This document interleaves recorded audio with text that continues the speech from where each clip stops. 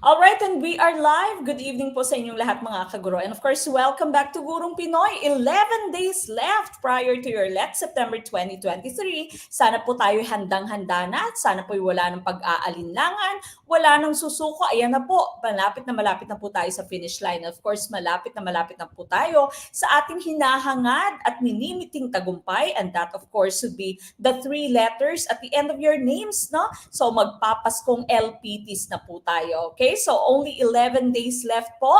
Sana tayo ay handa na. And of course, tonight po, no, we are still putting forth our effort para po yung ating effort na para po kayo'y maging ganap na licensed professional teachers. Tonight, we will have Classified Files 3, 100 items, all exclusive for the members of Team Skinner, our full members, Section A, Section B. We also have our final coaching group, and of course, we also have our Classified Files group alone. No? So that's Classified Files 3 tonight. Tomorrow po, we still have Classified Files 4, and of course, on Friday, Classified Files 5 for math with Coach Toto. For Saturdays and Sundays, of course, you'll have your Classified Files fast drills with your major ship. No? So sana po tayo handa na. And of course, if you end up to be our top-notcher, no? If you are one of our top-notchers, top 3 for this LET would be receiving 100,000 pesos. Top 2 would receive 200,000 pesos. And of course, top 1 would be receiving 300,000 pesos. So magpapasko may lisensya at magpapasko pong may 300,000 pesos. No? May malaking handa para sa Pasko at sa ating New Year. No? So sana po, kaguro, ikaw na po yan. I know, naramdam nyo na po na tayo ay papasa. Ramdam na, wala nang pangamba. Ready na tayo pasado. Hindi lamang pasado, tayo po ay magtatapa sa ating licensure examination for teachers. Alright? And so, if you will be taking the LET naman in March next year, or if you know someone who will be taking the LET in March next year, we've also opened our Team Pavlov. No? So makakasama niyo po kami. Ako po si Coach June, si Coach Toto, and of course your leadership coaches para po sa LET March 2024. Open na po tayo, no, for our Team Pavlov. We still have a few slots left for our 50% discount. So just send a message to this Facebook page. Again, our Facebook page is Gurong Pinoy. All right, so tonight again, Classified Files 3, all exclusive for Team Skinner. Please do like, love, share this video.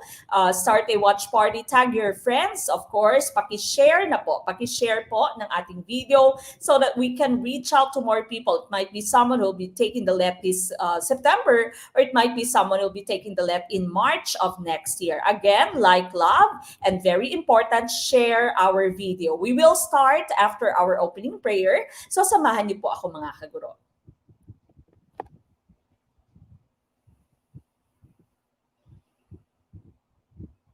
Dear Lord, I come to you to ask for your guidance and direction in this study session. I ask that the Holy Spirit fill me with strength, creativity, and understanding to get through my studies without difficulty or sin.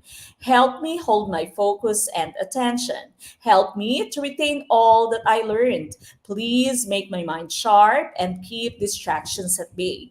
If any part of my studying is weak or lacking in some way, let it be revealed so that I may correct it. Thank you for this opportunity to learn. Amen.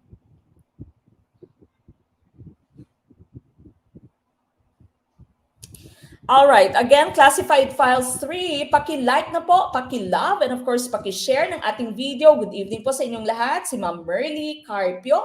Good evening, sabi ni Ma'am Merly, no, sa lahat-lahat. Good evening, Ma'am Mek, watching from Maguindanao del Sur. That's coming from Ma'am Morse Abid Khalid Gintang. Good evening po sa lahat ng ating mga Muslim brothers and sisters. Hello, good luck sa lahat ng mga future LPTs. Sabi ni Ma'am Tess Santiago, no, our former teacher, former student, and of course, isa na sa ating mga LPTs from Thailand. Good evening po. Sir Norebas Thirdex, good evening, good evening. It might be good morning, good afternoon, good evening. If you are here in the Philippines, now good evening. And of course, some of our kaguro nandiyan po sa Thailand, nasa Saudi, nasa other parts of the world. Merong mga nasa Amerika, no, so it might be good afternoon afternoon, or good evening for some of you. Okay, so again, paki-share na po. I-share na po yung ating video. We will be starting in a few seconds. So good evening from Surigao del Sur, Sir Glexi Malazarte. Good evening po from Davao de Oro, Ma'am Aiza Polison from Bulacan, Ma'am Almayra Packer. Good evening po. Okay. From South Cotabato, Ma'am Ameline Coelho. From Calayan, Sir Gilbert Duerne. Okay, so iba't ibang panig ng Pilipinas at ng mundo. From Cebu City, Ma'am Lady Rose Flovida. Okay, let us all start with question number 1. Remember, this is going to be in the fast drill format. Okay, so wala nang 4 na choices. Fast drill na lamang po tayo. We will have still 100 items tonight. Okay, number 1, who discovered the vaccine for rabies? Would this be Louis Pasteur or Robert Hooke? Who is your choice? Okay, who is your choice? For question number 1, from Pangasinan, Ma'am Jane Malasan, sorry po. Ma'am Jane Fernandez Malasan from Pangasinan. Good evening po. From Southern Leyte, Ma'am Leoneline Bernabe. Good evening. Okay, who else? All right. Who is your choice for question number 1? Question number 1, ligwa kaya or tumpak for number 1? LP, sabi ng isang kaguro. Louis Pasteur. Okay, from Palawan, Ma'am Rose. Good evening po. From Cainta Rizal, meron tayong kaguro, hindi ko na nahabol. No? Ayan na, ang bilis na ng comment sa ating comment box. Now, Louis Pasteur, for question number 1, who discovered the vaccine for rabies? Ang ating pong tumpak na choice would be Louis Pasteur. Okay, so number 1, Pasteur is who we are looking for. Tama yung mga nagsagot ng Louis Pasteur. Good evening po. All right, so again, Louis Pasteur did not only discover the vaccine for rabies, he was also the one who discovered the anthrax vaccine, as well as the processes of fermentation and pasteurization. Now, fermentation, we all know this. Ito po yung paggawa ng mga alak, ng vinegar. It is a process that we use, so that's fermentation. Pasteurization is how you sterilize milk. Okay, so kay Pasteur din po yan, kaya siya tinawag na pasteurization. Now, what about Robert Hooke? Robert Hooke was the one who coined the term cell. Siya yung unang-unang gumamit ng term na cell, nag-introduce kumbaga no, ng term na cell. That's the meaning of the word coined. No? Siya yung nag-imbento ng term na cell, and he of course is known as the father of cytology. Cytology is the study of cells. Okay, so tinawag niya po itong cells kasi mukha silang mga selda. No? He used cork, a cork plant, no? So cork cells yung kanyang view under his very rudimentary type of microscope, and he saw na merong mga structures that look like prison cells, and so tinawag niya itong cells, no? As in selda, parang selda sa bilibid, no? Or sa bilangguan, and so that's Robert Hooke. But we were looking for Pasteur for number 1. Congratulations sa mga nakakuha ng ating tumpak na choice. Ma'am Irene Glory from Palawan, member ng Team Replay. Hello po, good evening. Number 2, dengue is an infectious disease transmitted by an organism classified under which phylum? Letter A, or no letter pala, Echinodermata or Arthropoda. What is your choice? Okay, from Team Brunner, Ma'am Annie Arevan, nakikinood ngayon. Ma'am Shaina T. Gomez, maraming salamat po for tagging your friends. Okay, Arthropoda. I see Arthropoda. Ma'am Salma from Iligan City. Good evening po. Okay, please put your answers in our comment box. Hindi po anthropology, no? Arthropoda po yung ating choice. Arthropoda. Arthropods. Okay, iba po yung anthropology. Kay Coach Jun po yan.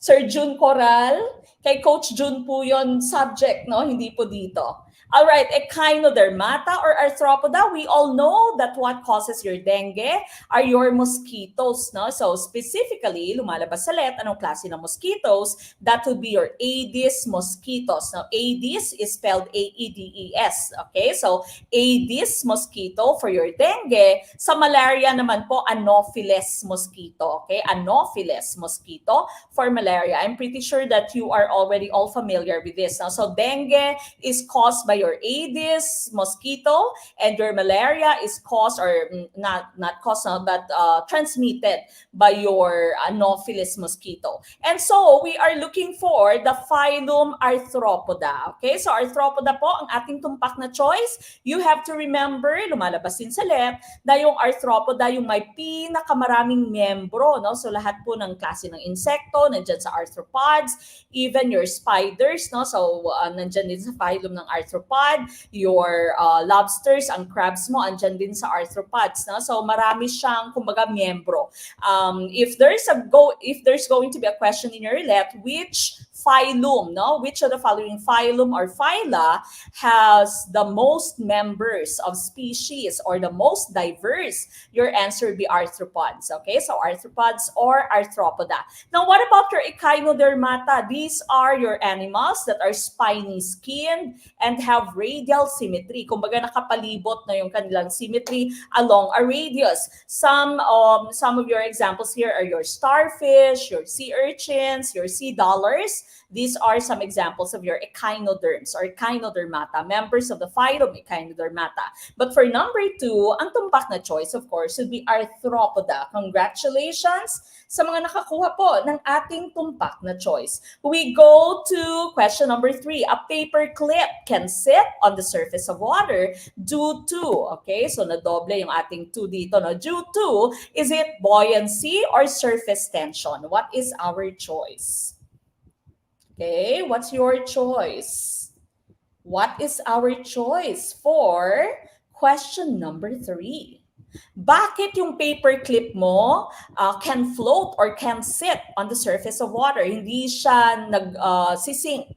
Okay, what would be the reason for that? Ano kaya ang reason? Ito po ay very common question sa LET. Sometimes the LET would be using the paper clip as an example. Sometimes the LET would be using a toothpick as an example. Sometimes the LET would also be using a water borer. No? Yung water borer po, ito yung insekto na nag-glide sa tubig. Okay, so the same mechanism. Okay, the same principle yung ginagamit nila. So paper clip, a toothpick, a water borer can sit on the surface of the water due to, ang tumpak na choice natin dito be surface tension. Okay, so surface tension po yan.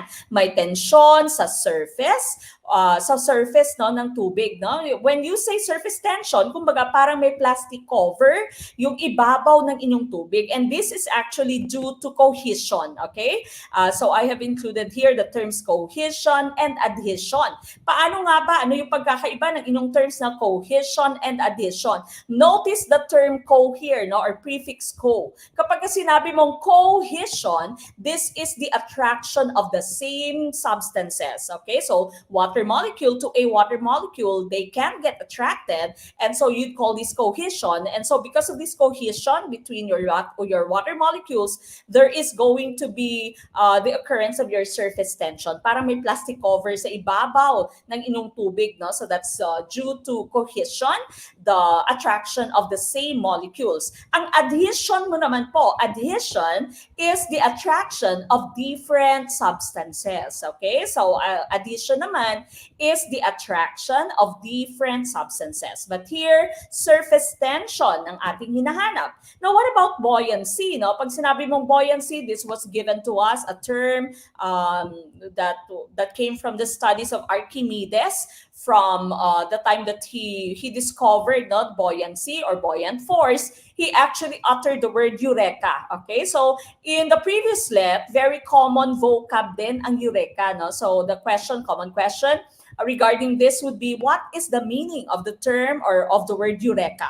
Your answer would be discovery. Okay, so when he discovered something, he shouted eureka. Okay, so that's Archimedes. And when you say buoyancy, this is the tendency of an object to float in a liquid. It might be in a fluid, or it might be a liquid or a gas. Okay, so buoyancy naman po yan. But here, we are looking for surface tension. Surface tension For question number 3, we go to number 4. Filipino, sa anong bahagi ng pananaliksik matatagpuan ang panimula, kaligiran ng pag-aaral at conceptual framework? Is it Kabanata 1 or Kabanata 2? Ano po ang ating tumpak na choice? Ayan, Facebook user. Ma'am Mary Rose says Kabanata 1. Ma'am Elaine says Kabanata 1. Okay, Sir Dennis, Kabanata 1 on YouTube, no? Ma'am Hazel Jane, Kabanata 1. Alright, chapter 1. Sabi din ni Sir J. Meneses. Alright, tumpak na choice of course would be Kabanata 1. Okay, let's take a look at the different parts of your research. Kabanata 1 ang suliranin at kaligiran nito. No? So the background of your study, your problem. No? So dyan po sa Kabanata 1. Kabanata 2, mga kaugnay na literatura at mga pag-aaral, no? Related literature. Ang Kabanata 3, pamamaraan ng pag-aaral at pinagkunan ng datos, methodology. Kabanata 4, paglalahad, pagsusuri at pagpapaliwanag ng kinalabasan ng pag-aaral, discussion, no? And Kabanata 5, lagom, conclusion, at rekomendasyon. Lagom is summary, okay? So summary, conclusion, and recommendations would be found under Kabanata 5. Alam natin lahat to because of course we have all performed our thesis, no? Or it might be your action research, okay? Thesis po, hindi po thesis, okay? Thesis. All right? So we were looking for Kabanata 1 for this item. We go to number 5, bat's wing, human arm, and seal's flipper are examples of analogous organs or homologous organs. So what's your choice? Okay, what is our choice? Ma'am Ayabela Balbuena, pakisend po ng message sa ating Facebook page. Dito po, mag-send po ng message para po makita ni admin. Hindi ko lang po alam kung andyan ba si admin or baka bukas na po kayo ma-replyan, ma'am. Hindi lahat. Sabi ni Sir June Coral, no, may mga pabuhat sa research. May hugot pa si Sir June. Move on na po. Nakapag-graduate na po kayo, Sir June. Patawarin mo na lamang po. Okay? All right. I see homologous organs for this item. Tama kaya? Yung mga nagsasabing homologous organs, yung ating answer? Homologous?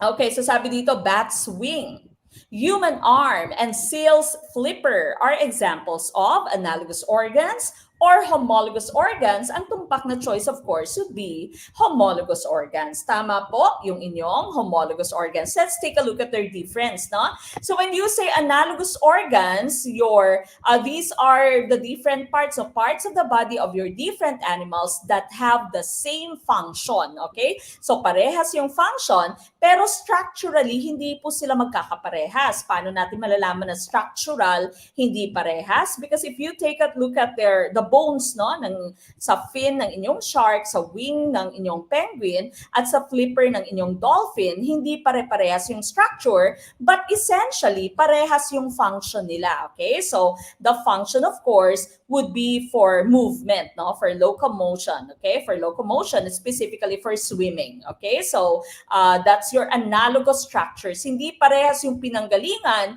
pero parehas yung gamit, parehas yung function.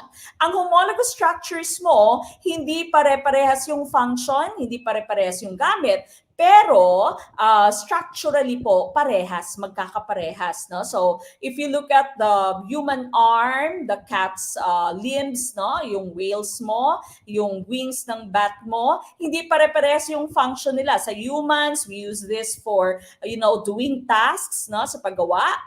Ginagamit natin yung ating arms. Sa cat naman, paggalaw, di ba? For movement, yung kanilang gamit ng kanilang limbs. Sa whale, of course, that's for swimming. At sa bats, that's for flying. Okay? And then you can see na pare-parehas yung structure nila. Although hindi magkakaparehas yung laki or yung lapad ng bones, parehas po yung bones nila. Di ba? May radius at may ulna. May phalanges. Okay? Pero yung function nila ay hindi magkakaparehas. Yan po yung tinatawag nating homologous structures. Parehas yung structure pero hindi parehas yung function. Okay? So our mnemonics here would be FASH. Okay? So FASH. Function, the same function, analogous. The same structure, homologous. Okay? So FASH, function, analogous. structure homologous. Now, there is another type of structure which we call vestigial naman. No? Vestigial structures or vestigial organs, ito naman yung mga walang gamit. Okay? So, wala nang gamit sa ngayon.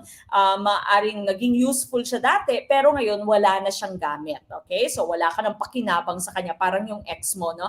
Useful dati, ngayon wala ka ng paki sa kanya kasi wala ka ng pakinabang sa kanya. No? That's your vestigial organ. For example, your appendix, no? Appendix natin as humans, yung tail, no, tailbone ng whales, all right? So those are also some examples of your vestigial organ. Your wisdom tooth, no, wisdom teeth natin also often considered as a vestigial part of your body. Okay, so again, function analogous, structure homologous. We were looking for homologous for this item. We go to number 6, energy transfer, illustrated by connecting a power bank to an active cell phone is blank. Letter or no letter, again, no, nalilito ako. Potential to mechanical or chemical to electrical. What is your choice? Okay, what's your choice? Eto medyo nakakalito. Ano kaya yung tumpak na choice dito? Okay. I see chemical to electrical. Tama kaya? We are talking about transfer of energy dito. Transfer of energy. Hala. Mukhang genocide. Mukhang nalito ang taong bayan. Kasi meron kang power bank. Meron kang battery. Okay, so halos lahat nag-chemical to electrical. Ang tumpak na choice po natin dito is potential to mechanical. Remember, your batteries, your power bank, you can either choose potential or chemical, no? But pag magkasabay po sa choices, yung piliin nyo po ay chemical because it's more specific. Kaya lang dito sa ating question, we are talking about transfer of energy. Paano na-convert yung energy? Paano na-transfer yung energy? At sabi dito from power bank to an active cell phone to a machine. And so we are talking about potential to mechanical. We cannot choose electrical kasi yung electrical po, this can be found sa ating electricity, no? So sa electricity. But here, yung cellphone mo is active. It is working. You are using it. Okay? So it's more of potential to mechanical energy. Okay? So potential to mechanical energy ang ating hinahanap dito. Ligwak, karamihan sa inyo. Okay lang po. At least hindi pa September 24. Natuto pa po tayo. Balikan natin yung different types of energy ninyo. Remember, 2 major types of energy, kinetic energy and potential energy. Kinetic energy is the energy of motion. Okay? So, makikita mo ito sa mga bagay na ginagamit, sa mga bagay na gumagalaw, no? That's kinetic energy. Potential energy, on the other hand, is stored energy or sometimes it's also called energy of position. Hindi pa siya ginagamit, meron lang siyang potential. Okay? So meron siyang potential. Unahin natin itong potential energy mo. Gravitational potential energy, common item din ito sa LET, no? Common concept sa LET. Gravitational potential energy is possessed by those objects that are hanging. Those objects that are up from the ground, no? Yung mga nakahang, mga nakataas, that's gravitational potential energy. Mas mataas, mas malaki yung kanyang GPE or yung kanyang gravitational potential energy. Electric potential energy, ito of course would be coming from your electrical fields, no? So electric fields mo. Elastic energy is possessed by your objects that are stretched.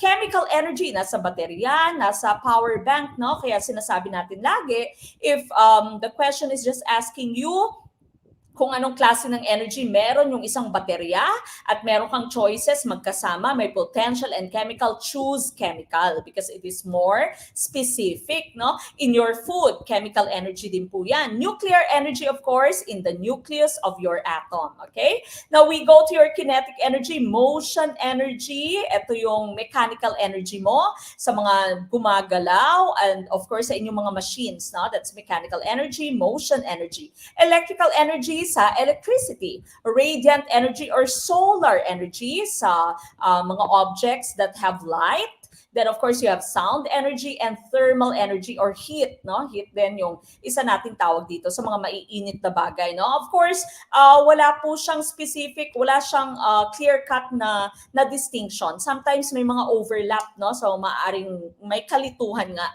dahil may overlap yung mga iba't ibang klase natin ng energy, no? So maari kasi na isang bagay ay magkaroon ng iba't ibang klase ng enerhiya. But for that item, our choice would have been potential to mechanical. Okay? So sana po klaro na. We go to number 7. Some preachers suggest the blank that the end of the world is near. Is it prophet or prophecy? What is your choice? Sure ko yung bayabas, gravitational, no? Yung bayabas na pinapangarap ni Juan Tamad, no? So, meron siyang gravitational potential energy. I see prophecy. Tama. Kaya sa mga hindi pa po nakaka-share, mag-share na po. Paki-share na po ng ating video para mas marami po tayong mga maging kaguro, no? Mas marami tayong maging members dito po sa Gurong Pinoy. Okay, prophecy for this item. And of course, hinahanap natin choice will be prophecy. No? So prophecy, in Filipino, pangitain. Okay, pangitain that the end of the world is near. We cannot choose prophet because of course, ang prophet po, propeta, no? Ito isang tao like the prophet Muhammad, no? Peace be upon him, sa propeta ng ating mga Muslim brothers and sisters. Okay, so prophecy is tumpak for number 7. We go to question number 8. The expression of baduy connotes awkward looking or low profile. What's your choice? Okay, what is your choice? Apocalypse, sabi ni Ma'am Dems Chan. Tama po, no? Apocalypse, that means pagunaw na yung mundo. Okay, awkward looking. I see a lot of awkward looking sa ating pong comment box. The expression of baduy connotes, ang tumpak na choice of course would be awkward looking. Okay, so masagwang tignan, no? Hindi magandang tignan. Siguro samot-sari yung kanyang burloloy na hindi na harmonious tignan, no? Hindi na bagay yung mga palamuti niya sa katawan. Okay? So, baduy connotes awkward looking and that's your choice. Now, remember, you have the term connotes here, no? So, sana po maalala, sana po ay ating alam yung difference between connotation and denotation. Minsan, tinatanong din yan ni Let, no? Kapag ka sinabi mong connotation, hidden meaning. Okay? So, hidden meaning. Kapag ka denotation naman, if you look at the term denotation, it starts with the letter D, and your denotation is the dictionary meaning. Kumbaga kung ano talaga yung meaning niya sa diksyonaryo, yan po yung inyong denotation. Pero yung connotation mo, may hidden meaning, no? May meaning underneath. For example, when you say siya isang buhaya, and you are saying that it is a denotation, kapag ka denotasyon siya, meaning isa talaga siyang buhaya, no? Reptile siya, pwede siyang mangagat, pwede siyang nasa swamp, no? Or nasa tubig. Okay? So denotation yon, dictionary meaning ng buhaya. Pero pag sinabi mong siya ay isang buhaya na connotation or konotasyon, ibig sabihin ay swapang, no? Swapang, garapal, maaring nasa gobyerno, di ba? Usually we'd say buhaya sa gobyerno. Okay? So yan po yung pagkakaiba between your denotation and connotation. We go to the next item. What figure of speech is the Lord is my shepherd? What's your choice? Okay, hyperbole or metaphor? Okay, what do you think is the right choice for number 9? Okay, number 9, I see metaphor. Sabi ni Ma'am Mitch, metaphor. Sabi ni Sir Crispin, metaphor. Okay, Ma'am Jonah, Ma'am Amy, or Amy says metaphor. Metaphor kaya ang ating tumpak na choice? Okay, so sabi dito, what figure of speech is the Lord is my shepherd? Ang tumpak na choice, of course, since you have your is, no? Walang like, walang as, but you are comparing the Lord to a shepherd. The correct choice, of course, would be metaphor. Metaphor po yan. If there is the term like or as, then it would be simile. Okay, so pagwawangis, metaphor in Filipino is pagwawangis. Hyperbole is pagmamalabis, di ba? Exaggeration. Sana po napanood nyo na yung ating video sa ating YouTube channel about the figure of speech, their translations in Filipino, and their examples. No? So panoorin po yan bago kayo mag-take ng inyong licensure exam for teachers. So mag-movie marathon sa ating YouTube channel.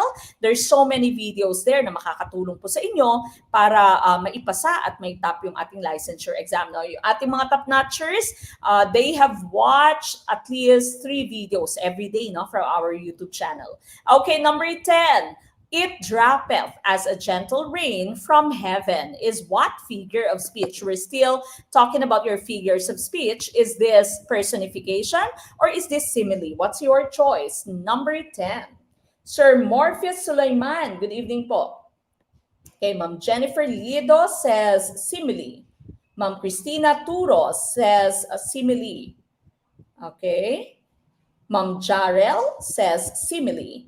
Tama kaya ang simile? Okay, so it droppeth.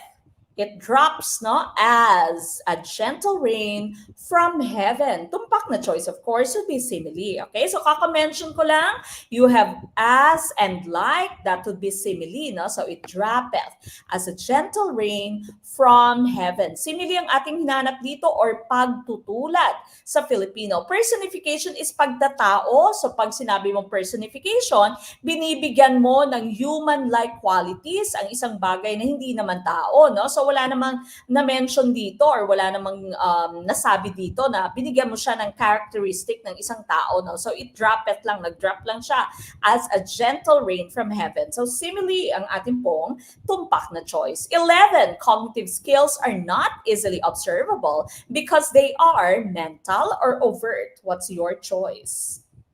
Okay. What do you think is the right choice for question number 11? 11. Good evening sa inyong lahat, no? Sa mga hindi pa po nababate, good evening po. Sa mga members ng Team Replay, sana po you enjoy the discussion. Okay, so we have a total of 100 items tonight hanggang bukas, no?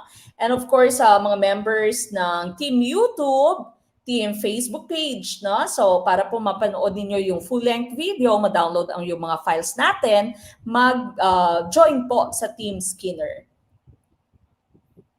Okay, mental or overt.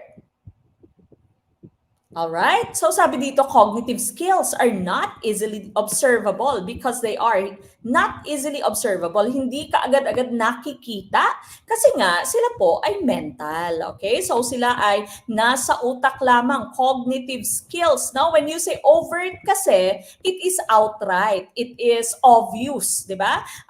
You remember sa types of curriculum natin, you have your written curriculum, which is also called your overt curriculum, no? Overt curriculum kasi nakikita talaga siya, nakasulat talaga siya, no? So, mental ang ating pong tumpak na choice dito, okay? So, mental for number 11. We go to number 12. Famous sculptor of landmark structures. Would it be Cuevas or Castrillo? Who is your choice? Good evening, Ma'am Wendy from Rojas Oriental, Mindoro. Good evening po. Okay, what's your choice for number 12? Castrillo. Sabi ni Sir Jethro, Castrillo. Sabi ni Sir Marjun, Castrillo. Sir Emmanuel Javier, Castrillo. Ma'am Sheila on YouTube, Castrillo. Okay, halos lahat sa inyo, no? Castrillo ang sinasabi or Castrillo yung choice And ang tumpak na choice dito would be Castrillo. Tama po, no? So, some of his famous sculptures are Raha Sulaiman in 1976, the People Power Monument in 1993, the Battle of Zapote Bridge in 1997, and the Bonifacio Shrine in 1998. No, si Cuevas naman po, or si Wenceslao Tito Cuevas ay well known for abstract art. Siya po ay taga Cebu, and he is known as the father of abstract expressionism in the Queen City of the South. That, of course, is Cebu, no? So that's Cuevas. But we were looking for Castrillo for item number 12. Number 13, what is a collection of Indian sacred hymns? Ramayana or Rig Veda? What do you think is the right choice? Number 13, very common item in the LET, Gen Ed, or sometimes in social studies. Okay, what's your choice? Rig Veda, ang nakikita kong choice ninyo? Rig Veda from Thailand. Sabi ni Sir Mark, good evening, kapungka. Sawadika. Sana po magkita tayo next month sa mga kaguro natin na nandyan sa Thailand, no? Sana merong po kayong time to meet us. We might be there on October, no? From October 10th until October 15th. Okay, Rig Veda ang nakikita kong choice niyo, and that of course is tumpak. Okay, so this is a collection of Indian sacred hymns. Ang Ramayana of course is a Sanskrit epic from ancient India, and ito ay isa sa dalawang very important na epics, no, sa India, the other being the Mahabharata, the longest epic, no, Mahabharata. So magkasama sila ng Ramayana as epics of ancient India. Pero hinahanap natin is Rig Veda. Rig Veda. Hello po, October 15, my birthday, no? So hindi ko po nakikita yung inyong name. Sorry po. We go to number 14. Who is the first mythical geographer who was recognized due to his vivid descriptions of lands and people encountered by his hero Ulysses? Is it Homer or Virgil? Okay, Virgil or Virgil? Okay, who is your choice? Sino kaya ito tinatawag ng mythical geographer? Kasi yung descriptions niya sa kanyang libro ay napaka-vivid, no? Napaka-klaro, napaka-madetalye, and so he is known as the first mythical geographer. And of course, ang inyo pong hint dyan would be the name of his hero, Ulysses. Okay? The correct choice, of course, would be Homer. Okay, so Homer po ang ating hinahanap, not Virgil, no, or not Virgil. So, of course, we know that Homer is well known for his works, the Iliad and Odyssey. And si Virgil naman, he wrote the Aeneid, which tells the story of Rome's legendary founder and proclaims that Rome, or the Roman mission to civilize the world under divine guidance. Now, under the divine guidance. But Homer, ang ating tumpak na choice, for 14. We go to 15, who is the famous composer from Angono, who is also a national artist. Is it Cayabyab or San Pedro? What is your choice? Ma'am Sharon May Santillan from Tagum City. Good evening. Good evening po sa inyong lahat. Habol po tayo sa mga na-late. And of course, if you're a member of Team Skinner, siguradong mapapanood yung full-length video natin all until 100 items. Okay, sino kaya ito, no, from Angono, who is also a national artist? Ang tumpak na choice, of course, would be San Pedro. Okay? So si San Pedro or si Lucio Diestro San Pedro Sr., a national artist for music. Siya po yung nagbigay sa atin ng Sa Ugoy ng Duyan. No? Paboritong-paborito kapag ka may litmus, di ba? May literary musical contest at palaging andyan yung Sa Ugoy ng Duyan.